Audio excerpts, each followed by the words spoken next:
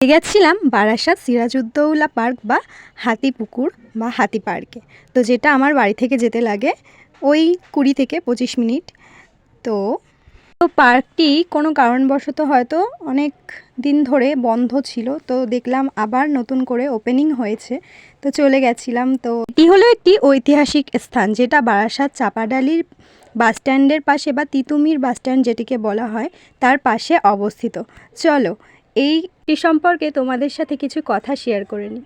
কথিত আছে 1757 সালে মুর্শিদাবাদ যাওয়ার সময় বাংলার নবাব নিজের হাতি এবং ঘোড়ার বিশ্রামাগার হিসেবে বারাসাতের হাতিপুকুর এলাকাকে বেছে নিয়েছিলেন।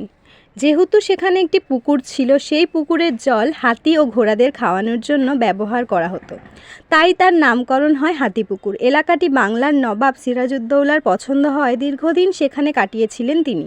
নবাবের যুগ শেষ হলেও এখনও মানুষ এই এলাকাটিকে হাতিপুকুর হিসেবেই চেনে। সিরাজউদ্দৌলার ইতিহাসকে সামনে রেখেই তার নামে সেজে উঠেছে পার্কটি। পার্কের মাঝেই রয়েছে বিশালাকার সেই পুকুরটি, যেটি নতুনভাবে সংস্কার করে তার চারপাশে সিরাজউদ্দৌলার বিভিন্ন সমৃদ্ধ ফুটিয়ে তোলা হয়েছে এবং বিভিন্ন ধরনের রাইডস এবং ট্রেন ইত্যাদি রয়েছে।